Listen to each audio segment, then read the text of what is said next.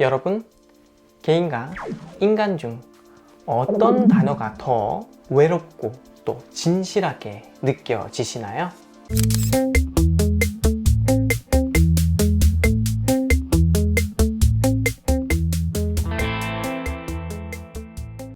여러분 반갑습니다. 쉽고 간결한 인문학. 오늘은 절망에 빠진 당신에게 실존주의를 선물했던 철학자 바로 쉐렌 키에르케고르를 만나보도록 하겠습니다. 그는 이런 말을 한 적이 있어요.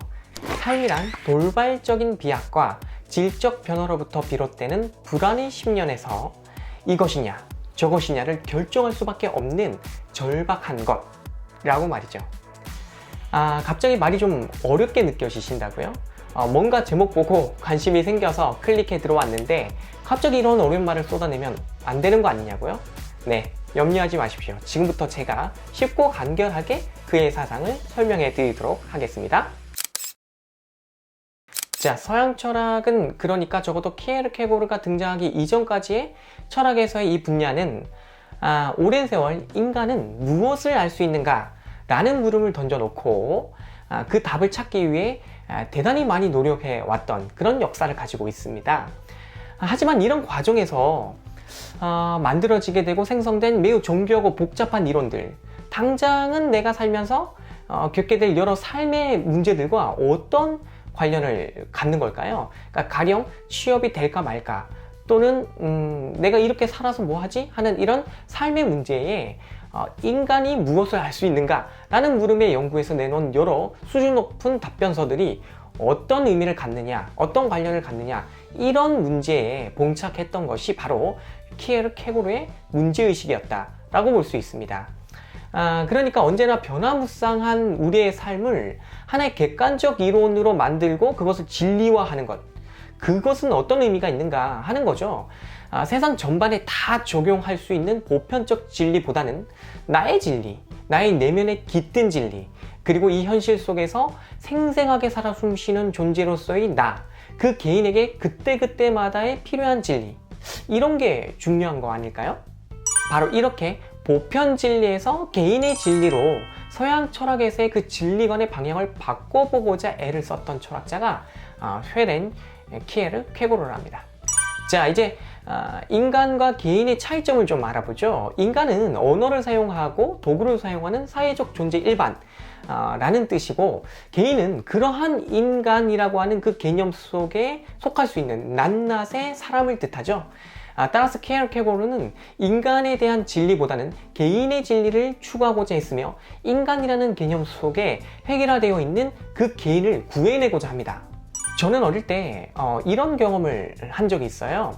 초등학교 때 운동회 연습 시간이었는데 체육 선생님이 이제 열심히 하지 않는다고 우리를 혼내킨 적이 한 번 있거든요. 그때 그분이 이런 말씀을 하셨습니다. 이게 다 누구를 위한 거냐? 여러분을 위한 거 아니야? 막 이렇게 화를 내셨다는 거죠. 근데 저는 그때 그 순간 그 여러분이라는 범위에 왜 내가 속해야 하나?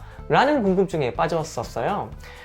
저는 운동회를 하자고 제안한 적도 없고, 또 운동회를 위해서 이렇게 연습을 해야 되는 이유도 몰랐거든요. 근데 갑자기 그 여러분에 제가 다 포함이 되고, 그러니까 전체 범주의 낱낱의 개인은 의견도 묻지 않은 데서 포함이 된 거죠. 그리고는 그 여러분을 위해 내가 애쓰는데 너희는 왜 안 애쓰니? 이 얘기잖아요. 그쵸? 이렇게 한 개인이 인간이라고 하는 전체 범위 속에 속한다고 해서 곧바로 인간이 곧 개인이다 라고 하면 문제가 좀 생깁니다. 그리고 오늘의 주인공 키에르케고르는 이러한 이유로 보편성을 추구했던 헤겔 철학의 반기를 들었고, 또 거대 담론 속에 묻혀버린 개인의 문제, 실존하는 개인의 삶을 철학적 주제로 끌어올리는 데 역할을 했던 인물이죠. 따라서 이러한 그의 철학적 견해를 제 나름대로 한번 정리해보자면 이렇게 될 겁니다. 바로 인간은 인간이기 이전에 언제나 개인이다.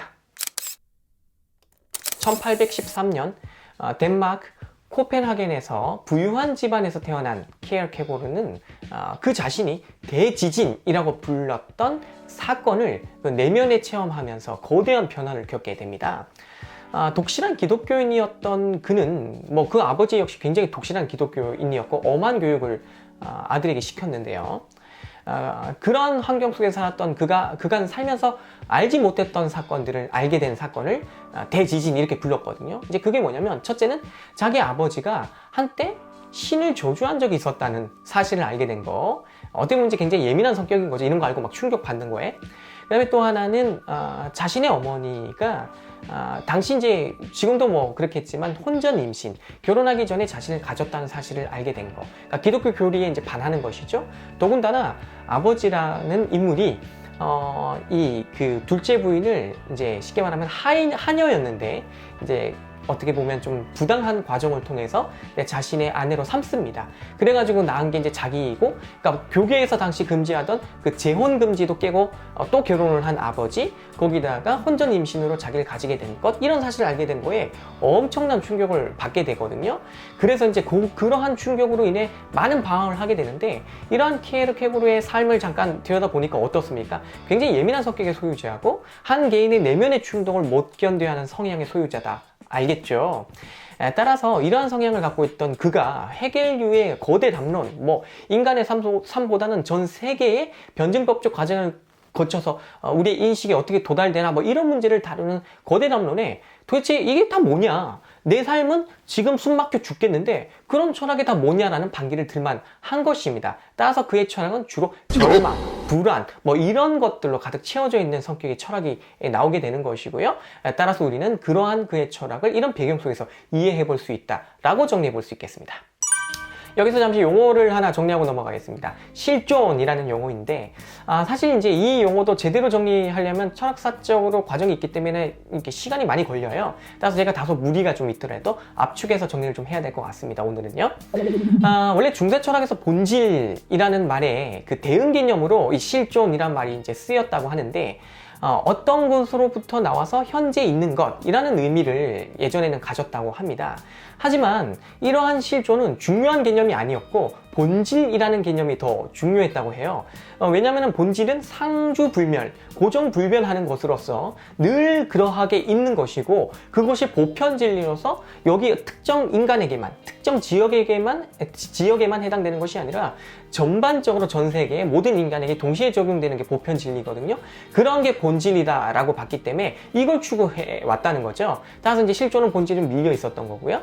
이래가지고 이제 근대 철학 이후에 이 본질을 추구해갖고 그것을 완전히 완성시킨 완성자로 헤겔을 되게 꼽습니다. 하지만 키에르케고르 제가 아까 말씀을 드렸죠. 그는 그런 것의 무의미성을 얘기를 하면서 어떤 것으로부터 툭 튀어났지만 여기에 있는 그 존재, 바로 그것이 실존이잖아요. 그 실존자에 대해서 주목하면서 거대 담론 속에 묻혀있는 개인을 발굴해가지고 그의 생생한 삶 그 자체에 관심을 가지면서 철학적 이론으로 객관화시키고 관념화시키기보단 그 삶 자체에 주목하는 그러한 철학을 했는데 바로 이게 실존 철학이라는 것이고요. 이 실존 철학의 시작을 알린 인물이 키에르케고르니까 굉장히 중요하다는 것 알아두시고 실존이란 말은 이런 의미로 오늘날 현대처에서 쓰인다는 거 이해하시면 되겠습니다. 그의 이러한 그 실존주의는 사실 그가 살아 생전에는 크게 주목을 받지 못했다고 해요. 하지만 이제 1, 2차 세계대전을 거쳐가지고 우리 인간이 이성으로서의 인간이라고 하는 전통적 인간관이 이제 그때 깨지게 되거든요. 왜냐면 세계대전이라는 게 뭡니까? 엄청난 전쟁을 세계 범위로 확장해서 했다는 거잖아요. 그 과정에서 사륙이 마구잡이식으로 진행이 됐고 그런 과정에서 인간이 우리가 알고 있던 그 인간이 맞나? 어떻게 인간이 여기까지 폭력적으로 변질되나? 놀랬다는 거죠. 따라서 이 1차, 2차 세계대전을 겪었던 사람들은 인간에 대한 견해에 부정적인 관점을 가지게 됩니다. 그리고 이제 이 인간의 부조리성을 그대로 바라보면서 새로운 철학적 방향을 설정해서 출발한 게 현대 철학이고요.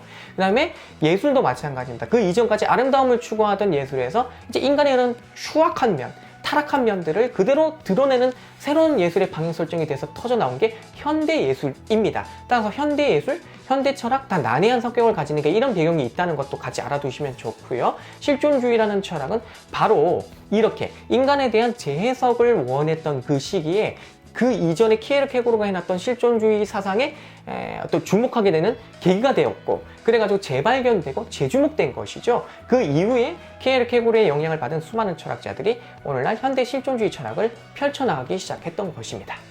자, 한때 방황했던 키에르케고르.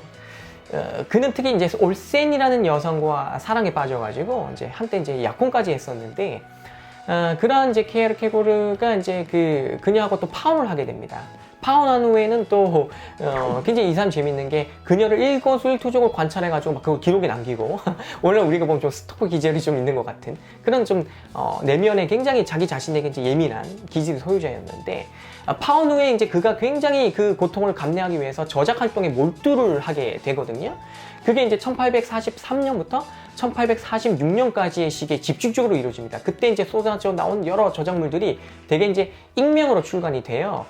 가장 이제 첫 번째 책이 이것이냐 저것이냐 굉장히 유명한 책이죠. 그 다음에 반복, 공포와 전율, 불안의 개념, 철학적 단편, 그리고 뭐 인생 행로의 여러 단계, 철학적 단편에서 결말을 위한 비학문적 글, 뭐 이런 것들이 이제 다 이때 익명으로 출판이 됐었고, 이런 것들을 쭉 우리가 이제 검토하면서 그의 사상 체계를 이제 이해할 수 있지만 가장 중요한 게 이제 그가 거의 이제 후기에 내놓은 책 중에 죽음에 이르는 병이라는 책이 있습니다. 이 책이 이제 어떻게 보면 키에르케고르의 이제 대표 저서 중에 하나거든요. 그래서 오늘은 제가 그의 철학을 이 책 내용에 조금은 중심이라고 해야 되나? 초점을 맞춰놓고 설명을 좀 드리는 그런 시간을 가져보도록 하겠습니다. 인간은 유한한 실존을 누리면서 무한한 자기 확장을 원하나 좌절에 부딪힌다. 이때 인간은 절망한다. 자, 키에르케고르는 모든 인간이 육신의 병을 품고 살듯이 실존하는 모든 개인 역시 절망이라는 정신의 병을 품고 산다. 이렇게 보았습니다. 그렇다면 그는 어떤 이유로 실존하는 개인에게 이러한 정신적 아픔이 있다고 본 걸까요? 자, 인간은 유한한 존재죠. 여기서 유한하다는 것은 인간이 영혼의 드라마를 꿈꿀 수는 있어도 그 드라마의 주인공은 될 수 없는 운명이라는 걸 말합니다. 자, 하지만 이러한 인간은 유한한 신체를 가지고 살면서도 무한한 자기 확정을 꿈꾸죠. 예를 들어 지금 당장 집에 있으면서도 예를 들면 하와이에 있기를 꿈꾸고, 그죠? 내일 당장 이제 세상에 숨을 거둘 그런 상태에 있어도 더 많은 시간을 유지하고자 하는 욕망에 빠지게 되죠. 인간은 이처럼 유한과 무한, 시간과 영혼의 대립 구조 속에서 갈등하며 이 대립적 항들을 조화롭게 통일시키지 못한 채 살아야 하는 운명을 가지고 있는 것입니다. 따라서 인간은 유한한 가운데 무한한 자기 확장을 꿈꾸면서 절망에 빠질 수 없다는 게 이 죽음에 이르는 병에서의 키에르케고르의 설명이에요. 다시 말해서 시간에 제약되어 있는 자기, 필연성에 얽매여 있는 자기를 넘어 자유롭고 영원한 자기를 구체적인 현실 속에서 구현하려는 존재. 그러나 그 존재는 곧 유한한 상황과 유한한 자신에게 걸려 넘어지며 이때마다 유한성의 결핍에서 오는 무한성의 절망에 빠지고 만다는 것. 그래서 다시 유한한 현실에서 사실적인 삶에 몰두하려고 노력하는 순간 무한성의 결핍에서 오는 유한성의 절망에 빠진다. 네. 따라서 인간이 실존한다는 것은 결국 절망이라는 병을 앓는 것이라고 키에르케고르는 보고 있는 것이죠. 이러한 인간의 절망은 그 자체로 죄가 된다고 보지는 않았습니다. 인간은 유한한 존재인 이상 절망에 빠질 수 없다는 거죠. 그게 왜 죄가 되겠습니까? 그런 건 아닌데요. 절망에서 벗어나려고 하지 않는 것, 절망에서 벗어나지 않고 거기에 빠져 있는 것대로의 그 상태를 유지하려는 그 의지, 그게 죄라고 봤어요. 따라서 그는 절망을 없애는 방법이 아닌 절망과 맞서는 법을 우리에게 알려주고자 했었습니다. 그 방법은 바로 신의 무한한 가능성, 여기서 신은 기독교에서의 신이죠. 그 신의 무한한 가능성 안에 유한한 실존자로서의 자기를 근거 지워서 절망으로부터 이겨내고, 그렇게 함으로써 그 현실 속에서의 겪는 그 절망을 이겨내는 용기, 그리고 희망을 품게 하는 것, 이것을 제안했다, 이렇게 보시면 됩니다. 자, 쉐렌 키에르케고르, 우리가 보기에는 그는 기독교적 세계관 안에서 인간의 실존 문제를 해결하고자 애쓴 인물로 철학자로 보이죠. 하지만 그는 당시 세속화된 기독교, 거대 담론에 휩쓸려 있던 당시의 교회를 매우 날카롭게 비판했었습니다. 한 개인을 구원하지 못하는 기독교가 어떻게 세상의 거대 담론에 참여하느냐, 굉장히 말도 안 된다며 날카롭게 비판했었고, 성서로 돌아가자, 기독교적 원시 기독교, 원래 초대교회의 정신으로 좀 돌아가야 되는 거 아니냐, 이런 걸 외쳤고, 그러면서 그는 이제 그 신 앞에 홀로선 인간을 주장합니다. 홀로선 인간이 외톨이로서 신과 대면해야 한다는 거죠. 단독자로서의 개인이 신과 만난다. 그래가지고 신과 그 숨 쉬고 있지만 고뇌에 빠져 있고 절망에 빠져 있는 한 개인이 직접 교섭하면서 어떻게 이 절망을 극복해 나갈 것인가에 대해 고민하는 기독교가 진정한 기독교 아니겠냐는 걸 제안하면서 유한한 인간의 그 유한성에 갇혀 있는 삶을 무한한 신의 세계관에 자신을 어떻게 근거 지워서 그것을 이겨낼 것인가, 이 고민으로 자신의 척적 세계를 펼쳐 나갔던 것입니다. 아시겠죠?